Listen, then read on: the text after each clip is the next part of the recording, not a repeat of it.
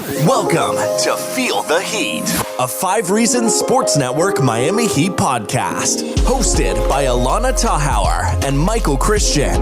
This is your one-stop listen for all things Miami Heat culture, past, present, and future, on and off the court.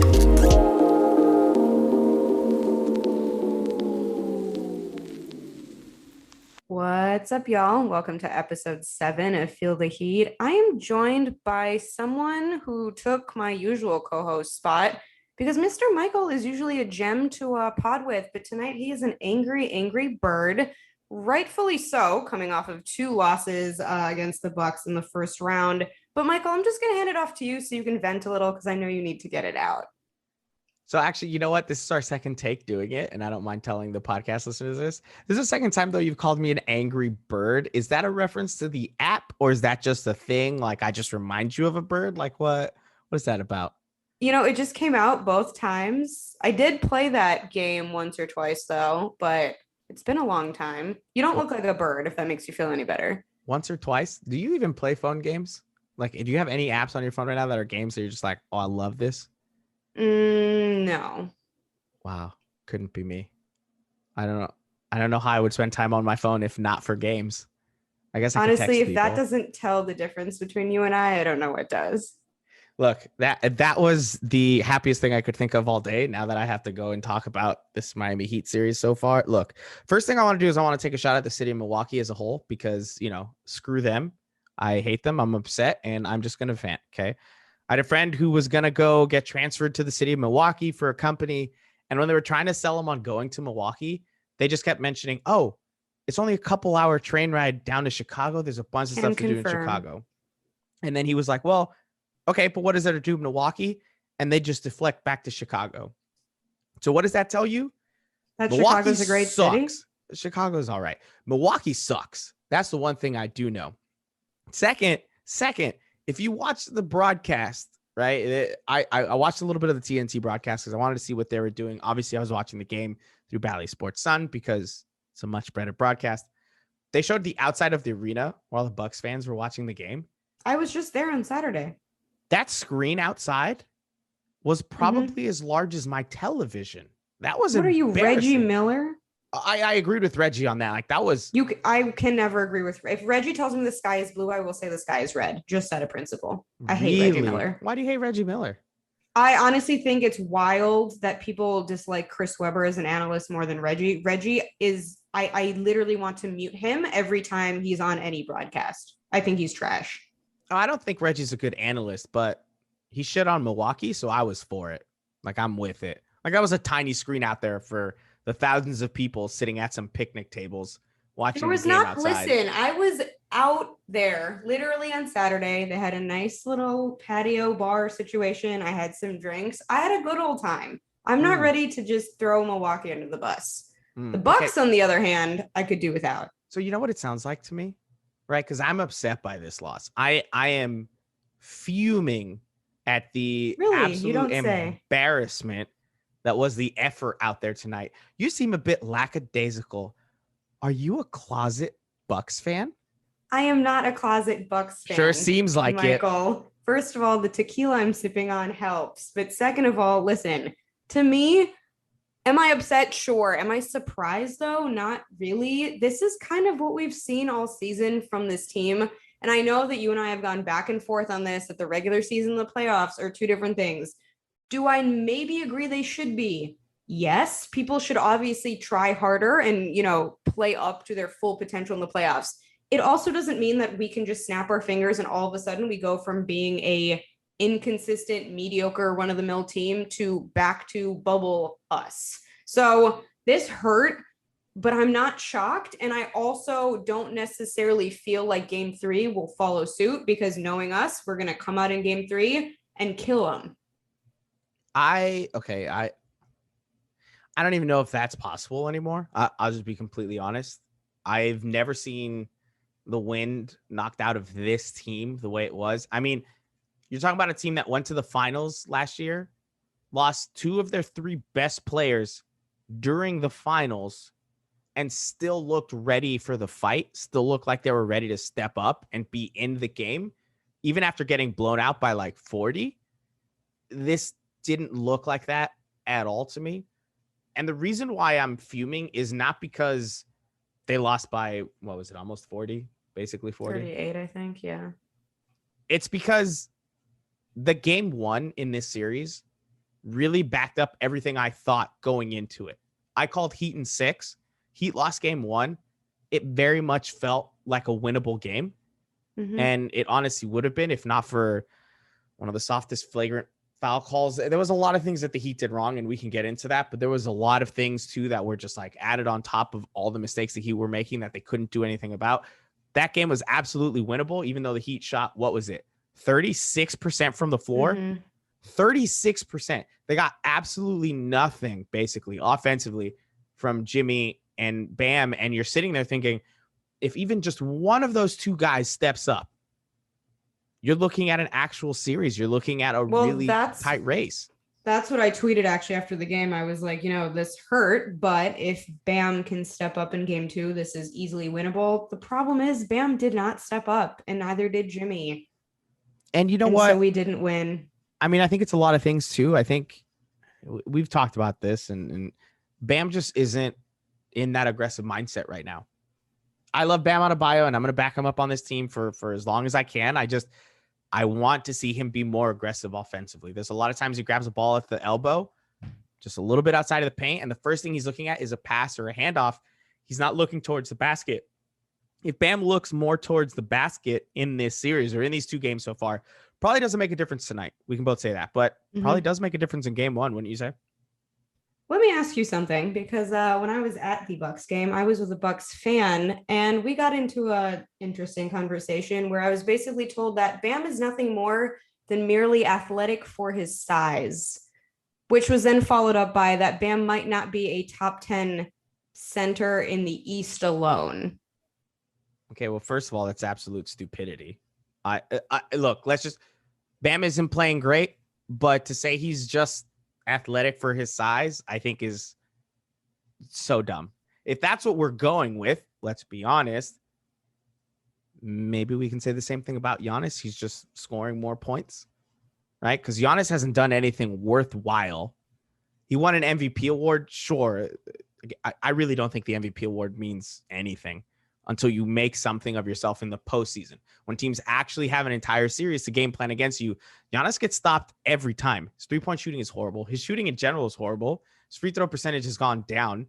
He's a good defender. He rebounds well. So what is he, athletic for his size as well? That's where I would be like, one is younger, one has more time to develop. You look at Giannis year, what are we looking at for Bam? Year 4? I think that's what we're in. I think that's what we're finishing up right now. I don't think he's producing the way he is right now. So I don't think that makes any sense. I think Bam deserves flack for this series so far. Absolutely. I think you need more out of him. But I think a statement like that makes absolutely no sense. Here's my problem with Bam, at least in this series so far. I was not happy with kind of the way that he came out of the first loss. I think that his statements were not strong enough to the media. And listen, they can say whatever they want to the media. I'm sure that, the conversations they're having in the locker room with coaching, with the coaching staff, with the front office is completely different. But Bam basically kind of alluded to the fact that he just had some bad shots or he didn't take enough shots. And for him not to come out and just fully admit that he wasn't aggressive enough and that, his effort wasn't necessarily there, and to not carry more of a burden of that loss kind of irked me. I've been someone who's been defending Bam. I said that the whole aggressive argument is getting old. I've said that, it might not be in his personality or nature to be as aggressive as someone like Jimmy. But when you have Goran outwardly saying to the media that Bam has to be more aggressive, and I don't think he meant to throw him under the bus, and I don't think he even meant that in a negative way. I think Goran really just wanted to address the elephant in the room. I wish that it was Bam himself that said something. Sure, I do wish he said something, but, and this is something I like, I'm watching this team, you're watching the way they're interacting with one another, you're watching the way they're playing. It's not the same team as last year. Absolutely not. It's just not. I know we all know that, but I also mean that from a closeness, camaraderie, like brotherhood level. It doesn't look at all the same.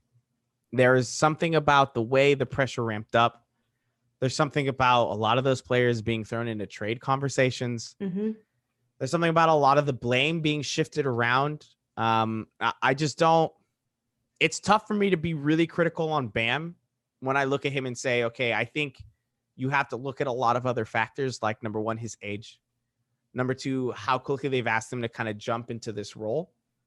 And number three, the fact that Bam is undersized for his position and they play him in a way where they want to go small and they want to shoot threes and they want to go outside in as opposed to inside out. And so that's why they have him down there. But against a team like the Bucks, Brook Lopez is not a great player. Brook Lopez always looks great against the Heat. That just is what it is. Mm-hmm. You've got Giannis, who's huge, Middleton, who's also big, Drew Holiday, who is a big point guard. So I mean, you're looking at a team that has a lot of size, and your size is Bam Adebayo and Dwayne Dedmon. But see, I might agree with you more if this was a small sample, or if Bam suddenly went from being, this great player this season to what he looked like these past two games. This is the Bam from all season. Every game or every other game, at least a bit of the game, there's no aggressiveness from him. There's not really a sense of feeling like pressure to be that number one or number two scorer, depending if Jimmy's in the game. And I think on top of that, what really, is getting kind of tiring to me is it's the same thing over and over. I know in the beginning, say a guy like Duncan, and I know, whatever, I called him one-dimensional, but at least now Michael's laughing. You guys can't see this. Michael's laughing, and I'm going to say this every pod before he gets to me. I'm never going to bring it up again. I will tell you this right now. For real, I'm telling you this right now. I will never, ever bring that up again. This is 4 episodes in a row now where you've brought it up yourself, and now people are going to take away from this. Man, Michael really bullies Allana, and it's like, whoa, I haven't even mentioned it. This has all been you. With an X, ladies and gentlemen. Let me get to my point here, though. What I was trying to say is the criticism of other players, I feel like has, even if it's been consistent or if it's come up here and there, it's been about different things. It's been either, a player like Duncan was not improving defensively. Now he's good. Tyler, what you want to say about him, it doesn't really seem like he's had the same problem time and time again. Every game that Bam doesn't show up in, he doesn't show up in the same way. And I just don't understand what it's going to take for him to correct, when I'm sure he hears the criticism that his teammates are saying it. I'm sure the coaching staff is saying it. I just don't know what's going on with Bam. And because he's not addressing it, it's just one big mystery. Sure. So what solves this? He goes out there after game 1, says, I'm going to go be more aggressive, comes out game 2, shoots 11 shots. And then what? I just want some accountability. I mean, listen, every time Jimmy doesn't have a great game, he will put it on himself, even if it's not fully his fault. And even if it's just, one statement of, I need to do better. I feel like maybe Bam doesn't understand how important he is to this team yet. And maybe that's a mental thing, and maybe that's a confidence thing, and that's something he has to work on. But without him playing up to his potential, even though I do believe we need to be, well-rounded and well-balanced offensively to be successful, it starts with Jimmy and Bam. I feel like Jimmy's taking accountability. I don't think Bam understands how vital he is. I just don't know if Bam is ever going to be that guy in terms of the vocal leadership. I think Bam is a leader within the locker room. I think Bam keeps his teammates accountable. I think he likes to be held accountable. And I wouldn't doubt that Bam has maybe gone out there and said something to the team like, okay, I have to step up. I need to do better. I have no doubt. I don't know if Goran would have made that statement then, though. And Goran was yelling at him on the floor today. I don't know if you saw that, but he was chirping at him. And to your point, the chemistry is not the same. I think the tension is building. And I'm not saying that these guys don't like each other, because I really do think that the brotherhood that existed in the bubble was real. I don't think it was necessarily only because of the environment, because otherwise every team would have the same camaraderie. But there is a sense, I think, of people being frustrated with one another. And I wouldn't blame them if they feel like they needed more from Bam, at least in the sense of being vocal that he understands what he needs to work on. Sure. But then I'll say this, because you were and this is just to kind of equate it to something else, to kind of give it an analogy. When the trade deadline was coming around and players were struggling, we all know how many of those players are struggling. And we blamed it on, well, the trade deadline was coming around. It was a lot of mental stuff and this and that. Maybe Bam's just hit a wall. Maybe and Bam that would be fine, but I want him to address that. I think that Tyler has said things about the trade deadline. Duncan has made comments about that. Even Kendrick Nunn has brought up the fact. But he doesn't owe us anything. He doesn't owe us anything. I'm just speaking from a standpoint of why I'm frustrated. I'm not sitting here saying that it's all Bam's fault that we're losing, because it's not. A lot of guys did not play well tonight. Jimmy's not playing well either. But what I see from the other guys is kind of an understanding of what their role in the inconsistency and in kind of the downfall of this team is. I don't know. And I'm saying this in the sense of, I don't know if Bam puts enough importance on himself. I think he maybe is just like genuinely such a humble guy and such a team player that to him, he's just saying it's a team effort where it needs to be more self-aware. So then, okay.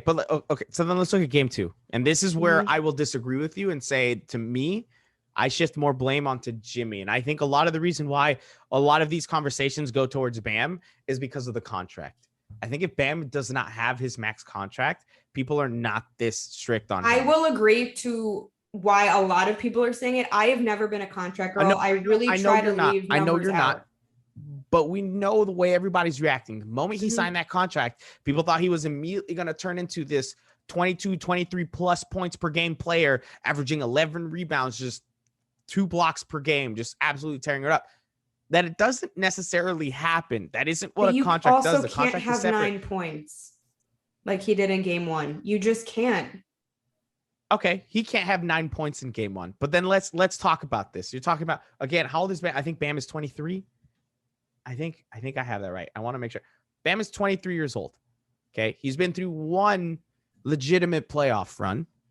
He's had one chance. And that was, again, and I've said this from the beginning of the season, you experience that kind of success, everything else feels like absolute failure, and you probably get into your own head. When it was as easy as it was for them last year, you look at now and it's like, man, we're struggling with these bad teams. They had the whole season. They're probably tired because their season ended in October and then restarted in December. There's a lot of things going on. Yes, he can't have 9 points. Absolutely. Jimmy cannot shoot 9 3-pointers. I agree. And listen, I put that on a rundown for a reason. When I don't think when I was watching it, I mean, I saw him chucking threes, and especially towards the end when things were getting close, I made some comments out loud of why the hell would he be doing that? But I didn't realize how many 3-point attempts he took until I went back and looked at the box score, and it is inexcusable. I have no idea why he would do that. I could maybe understand if it was a Hail Mary situation. The game was close. It went into overtime. There was absolutely no reason for him to be doing that. And again, I'm not saying that this is all Bam's fault, and I don't even think it's all Jimmy's fault. I think a lot of other guys didn't step up. My problem with Bam is I don't feel like he is being vocal enough about being aware of his shortcomings this season. That's all I'm saying. And I'm not, again, I think honestly, people are calling last season like the asterisk season or the fluke season. I think this season shouldn't be counted for anything. This season is not what we're really like. And I'm not even saying this for us. Across the board, the NBA right now and teams are like, nothing that people predicted that would happen this year has really happened. And especially for teams like us and the Lakers, who didn't have an offseason, who didn't have a chance to utilize G League, Summer League, for guys like Precious Achiuwa, I don't think that I'm going to look at the season and be like, this is who we are. But at the same time, we're here. So we need to address what's going on. And I just don't think he is. I just think what frustrates me isn't so much that he's not addressing it, because I could care less if he's telling me as a fan or if he's telling the media, oh, guys, I'm sorry, I messed up, I need to do better. But it's not about us or the media. No. If Goran felt the need to say something, I can guarantee you that things are not being talked about that should be talked about. But maybe that's the way Goran thought he could help him. Maybe Goran was thinking, if I say that, it'll light that fire under him. And maybe it just didn't. Maybe Bam just felt like, man, I didn't like that. I didn't like being called out like that. I didn't like people calling me out after that loss when I'm not the one chucking up terrible 3-pointers. But it's not just that game, though. You're acting like Bam hasn't been this way all season. But notice, Bam has been aggressive. Bam has had moments this season where he's been aggressive. And a lot of those games are when Jimmy is out. There's something this past year with the time that Jimmy spent away, with the time that people were hurt, with all the switches in the rotation, with all the talk going on, there was something that happened that Bam and Jimmy are never both aggressive at the same time. It just doesn't happen. And I don't understand why. It feels like they're not playing off of each other the way they did last season. Doesn't feel like when they do play off each other, it goes well. It feels like Bam plays off of Duncan and Goran, and Jimmy plays off of Trevor and Duncan if he's kind of in that opportunity. Even then, we saw that when Jimmy has that layup to tie the game into overtime, he was looking for Duncan. Duncan just stopped. And listen, I don't know about you, but I was freaking out because I thought to myself, he's chucked up like 8 3-pointers up to this point. I'm like, if Jimmy throws up a 3-point shot, I'm going to lose my mind. Oh, me and the guy behind me almost got into a full-out brawl. Like, I was losing my mind by the end of that game, but between his comments and just my frustration, yeah, I mean, again, I'm not trying to say that Jimmy should have done that, but I at least think I feel some sort of comfort in the fact that Jimmy always takes accountability out loud to the media, to the fans, and to his teammates. I just think it's one thing to talk about the accountability and stuff. It's another thing to actually see it. I want to just see it. I that's all I care about. I just want to see it happen on the court. I don't care who you talk to. You don't even have to tell your teammates. You don't have to. If that's the way you want to do it, that's the way you want to do it. And I think Bam looks like a very internal guy. I think he needs to figure out a way to be aggressive himself. I think the Heat organization needs to figure out how to do that. If they sign him to that contract, they need to figure out a way to get that out of him.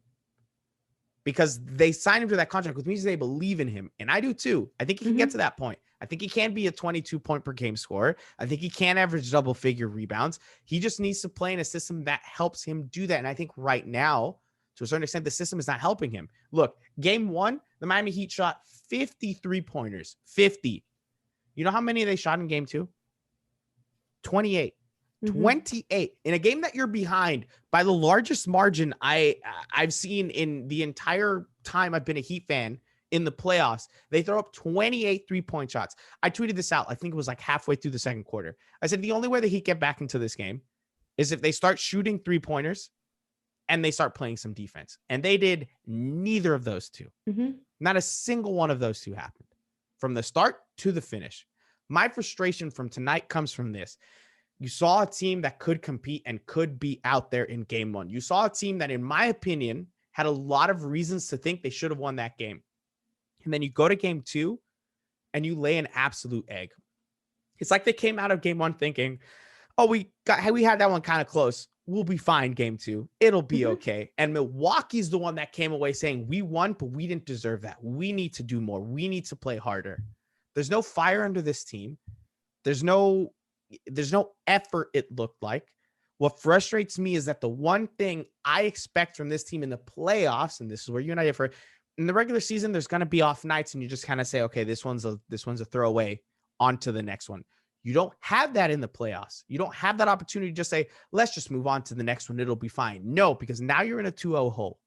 Now you're back in a position where you have to win both of your games at home. If not, the series is going to end much quicker than anyone anticipated. Okay, but my question is, what makes you and a lot of other people, because you're not alone in this, what makes all of you think that all of a sudden the team who has struggled all season can just come alive in the playoffs and that everything will be different?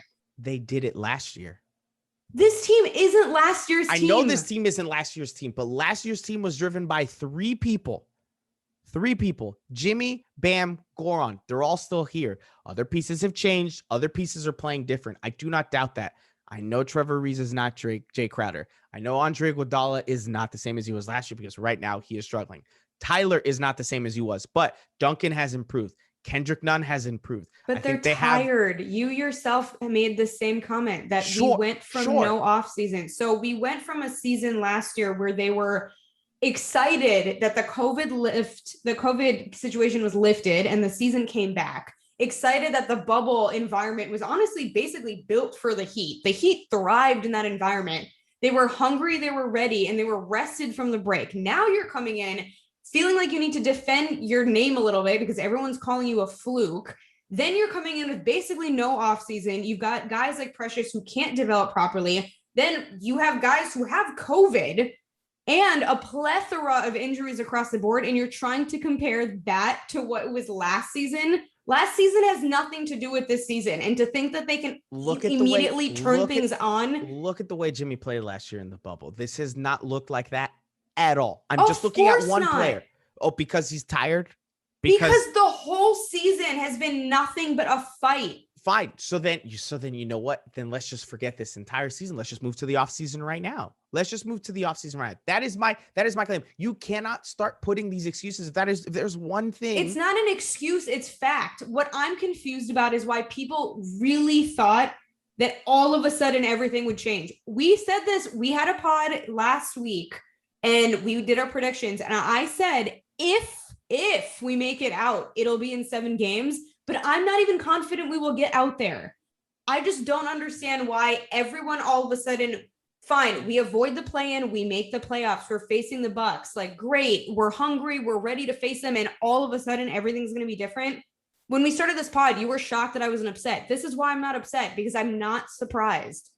I expect better. I do. I'm always going to expect better when the playoffs come around. I'm never, ever at this stage in the season, no matter what happened, going to be happy with a 30-point loss in game 2 when your entire team looked absolutely horrendous, when it looked like your effort was gone by 3 minutes into the second quarter. Okay, so when Bryn Forbes is out there looking like Malik Monk, looking like Kobe freaking Bryant, I'm not going to be okay with that. I understand this team is not the same as it was last year, but you saw certain players step up and turn it on in a way that made you believe. You saw Jimmy at times do everything by himself. I'm expecting more than just, what was it? How many points did he have in game 1? He had 17 points in game 1 and then 10 points in game 2. Okay, so before we started recording, we were talking about how I said that it literally looked like we threw the last final season game against the Bucks. You're sitting here telling me you didn't believe it. So if you thought that was regular us, what makes you think that all of a sudden we're playing the same team in the playoffs? But that was regular us without Jimmy. It doesn't matter. Jimmy's one guy. He can't carry the whole team. But wait a minute. But hold on a second. And you said this multiple times, and a lot of people said this, and I've said it as well. This team without Jimmy is not good.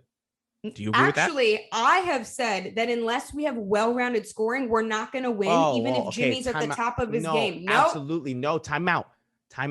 You need to have well-rounded scoring on this team, whether or not Jimmy plays. I'm not disagreeing with that. What I'm saying is without Jimmy Butler, this team is not good. But that's a problem, which means we're not good, which means we shouldn't be surprised that this is what we look like right now. So then every single game against the Bucks this season was without Jimmy Butler. The one game that we have all year with Jimmy Butler before tonight that we've seen the Heat lose by 2 in overtime in a game that they absolutely could have and probably should have won. So you go from that performance, reaffirming a lot of the hope that Heat Nation had, a lot of the thoughts that a lot of us had. I'm absolutely a fan of this team. I'm absolutely going to usually pick a win. Could I see the Bucks winning the series? Absolutely. But I thought this team had enough to put them over the top against the Bucks in 6 games. I got to the end of game 1, and I absolutely believed that. That game was right there. I'm in not my saying opinion, that the Heat I didn't lost that game either. More than the Bucks won it. But then they come out the next game, and I'm thinking, okay, just do that again. Just play better than 36%. That we know from this team. So why are you surprised? But here's the thing: I don't even think it was so much that the Heat were Jimmy, Bam, take those 2 players alone. They have been consistent from game 1 to game 2. The only difference is their rebounding absolutely tanked. That's the only difference between the 2 from game 1 to game 2. So to me, that's not enough of a difference to make. Go ahead. No, that's enough of a difference maker to change. Like, I'm not saying that's the only reason that we lost. I mean, we lost for literally every reason. Every reason you can think of this game, we lost. And I will say this, and this has been a little bit fun for me because I came into this heated. I'm still upset. I'm calming down a little bit. I think I've made you a little bit mad as we've gone. I'm mad at you. I'm not mad at the Heat. Me specifically. Well, just you and the rest of the people who for some reason thought that the playoffs started and we just snap our fingers and all of a sudden everything's going to be fine and we're not going to be inconsistent and we're going to rise to the top and make the finals. Like, come on, be realistic. I did not think this team was going to make the finals. Okay, but my point is I said this before. I thought if the Heat could sneak into the 4-5 seed, which they had a chance to, okay, if they could sneak into the 4-5 seed, they would win that series. Okay, I don't think they're going to lose to the Hawks or the Knicks. I really didn't. I don't think it matters who we're playing. You don't think it matters who we're playing? No, I don't. Oh, I think it does. I don't. I think this is our destiny for this season, inconsistency. And the next game, we're going to sit and we're going to pod and we're going to talk about game 3 and how we won by 18 points and Bam and Jimmy have never looked better. Oh, are we potting after game 3? I just didn't know if this is news that I didn't know if that was the case. TBD. My point is game 3 will look nothing like game 2 did. And that's going to be the continuing storyline. And if we somehow make it out of the first round, the same thing is going to happen in the second round. The playoffs are an extension of the regular season. It is not a whole new team. It is not a whole new mindset. They don't get skills. They don't go drink a special potion. I think it's different. I think it's different. I will never agree with you on this. I think when the playoffs come around, the players, the guys learn to step it up for every That's what you've seen game. So far? The guys stepping it up in a way different? They haven't done that, okay. Which proves so to me more than same anything else that they're not the guys. But I am saying this from having watched a bunch of different teams. Listen, you're going to tell me that because you are a LeBron James fan, and I'm going to throw him into this. I understand he's a completely different kind of player, but you're going to tell me he doesn't seem to like step it up a bit when the playoffs come around? Of course, players step it up. My thing is what I've heard from a lot of fans, and I'm not saying all fans, and I'm just going to not say Heat Twitter anymore because I feel like I'm going to end up with no followers by the end of this postseason. A lot of fans are going from one extreme to another. Do players step up? Absolutely. I believe playoff Jimmy is a thing. I believe LeBron James steps it up to another level. But you're going from night and day. And I just don't think that's realistic. So I'm not surprised. You know what? And that's the thing that I'm not asking for. I'm not asking to go from night to day. That's not what I'm asking for. You know what I'm asking for? I'm asking for them to just be the average that they were throughout the season. And they weren't average throughout the season. No, I'm saying they were inconsistent. I'm saying their own averages, what their averages were throughout the season. Okay, let's look at Bam's numbers. All right, let's see what he averaged throughout the season. Here we go. Listen, numbers tell a story. Numbers are important. They're not everything, but numbers are important. Bam throughout the regular season averaged 19 points, 9 rebounds, and 5 assists. If Bam hits that average in game 1, the Heat win. True, not true? True. Okay. Jimmy Butler throughout the season averaged 22 points, 7 rebounds, 7 assists. He hits that average in scoring. Do the Heat win game 1? True, not true? True. But you know what the problem with averages is? It doesn't keep in mind that from one game to another, they look like completely different players. And what do you know? We went from one game to another. Exactly. And so I'm not asking him to come in and do the 30 performances that he had on his highs. I'm just asking him to not do the 15, 16 point performances that he had on the lows. That's all I'm saying. Look, we can go back and forth on this the entire night. I don't even know what minute mark we're at. We've talked about absolutely nothing else. The one thing you and I can agree on is this has been bad. Mm-hmm. This team needs some sort of energy boost. Mm-hmm. And I will say this right now, and I know it has nothing to do with anything else, but I absolutely believe it because I'm a fan of his. If a certain someone was healthy, oh boy, is this different. Oh boy, is this different if Depot is healthy. Now, it was pointed out that he hasn't been mentioned in a lot of things. Because he's not returning, just as I suspected. So you say he's not coming back to this team at all? No, absolutely not. He is done. He got cleared to come back. He said he could be cleared by November. There was a report that said he could come back by November. Is there any price that you re-sign him at, or do you say no on Depot? I would say no on Depot. I think there's other ways that we can take this team. And again, listen, it's nothing against him. I think he's a great guy. I honestly feel terrible for him having to go through injury after injury. He seemed really excited to be in Miami. I think culturally, he probably could have fit well. I know guys like Jimmy were hyped to have him here. I just think we could do better and we could go in a different direction, and we don't need to deal with the what ifs and the maybes. I think that the way it was reported that he chose to have surgery was a little sus. I think him being left out of things, I just don't see him returning to Miami. I mean, maybe Donovan Mitchell? Would you take him? I'd take him. I mean, at this point, I I'd would take anybody. absolutely take him. Are you just saying that because you want to make D Wade upset, though?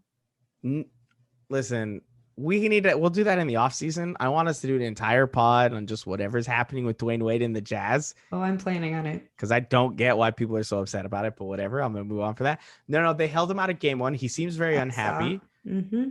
You know, he has kind of those connections. He's friends with Bam. I think it could work out. This team needs something. It needs something. I don't think.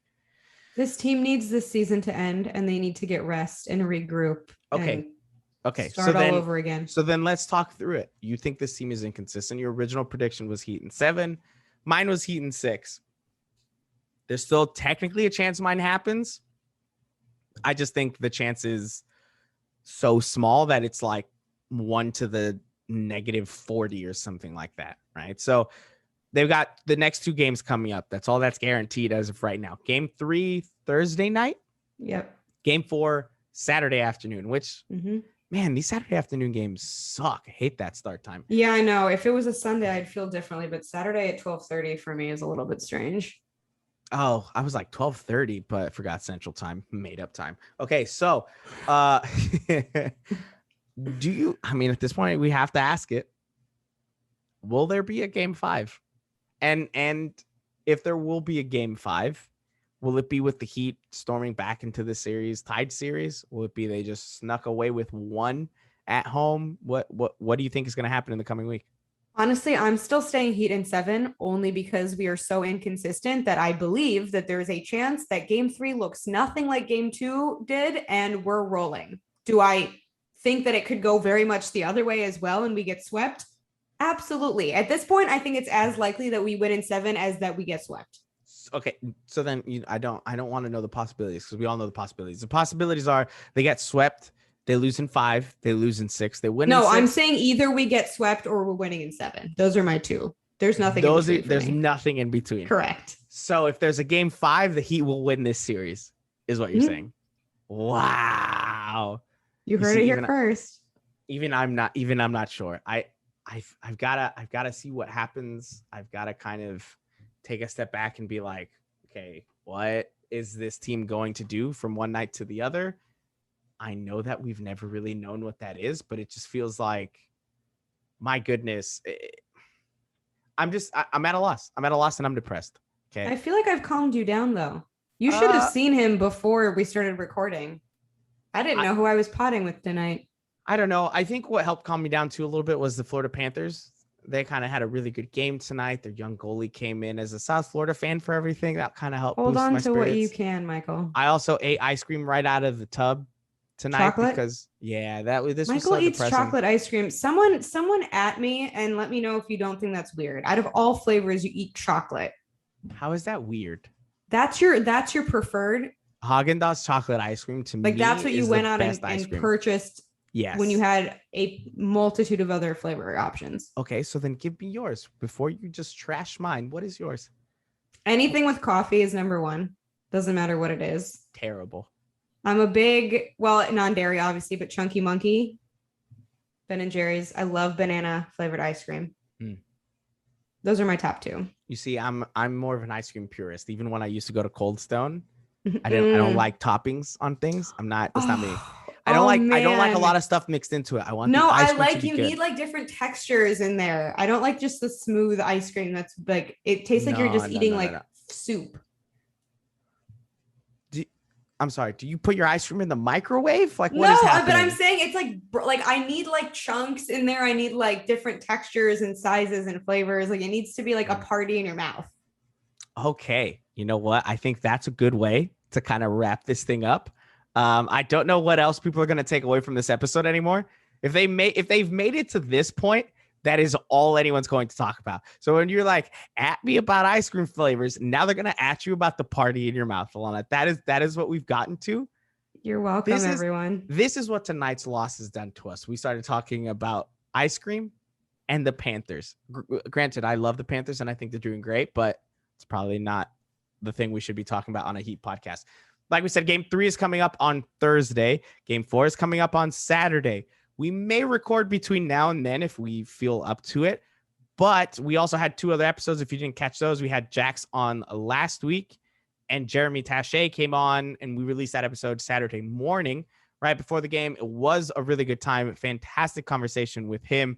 Please keep watching your games on Bally Sports Sun, because don't listen to Reggie Miller, right, Allana? Absolutely not. Never that. I have no idea where else the series is going to go. I think I agree with Allana on the fact that this team is incredibly up and down. I originally said Heat in 6. I would be absolutely ridiculous if I stuck to that. At this point, I think I've kind of flipped, and I'm feeling like it's going to go Bucks in 6, even though that hurts me. And it sucks that the season is going to end. Twitter is about to come after you so tough. No, I mean, come on. At this point, it's hard to really see the Heat coming out of this one. So then are you saying you said Heat in 7 just so that Heat Twitter wouldn't come after you? Oh, no. I've been very vocal about my dislike for Heat Twitter, Michael. Don't make me say it again. I don't know what else to talk about other than I am depressed and I need some help. Allana, take us out, please. Thanks for listening. If you got this far, we'll be back later, y'all. We will be back later. Go Heat. Thanks for listening to Feel the Heat. Can't get enough of your hosts? Follow Allana at Allana Tachauer, Tachauer, and Michael at Michael5RSN on Twitter and Instagram. And don't forget to subscribe.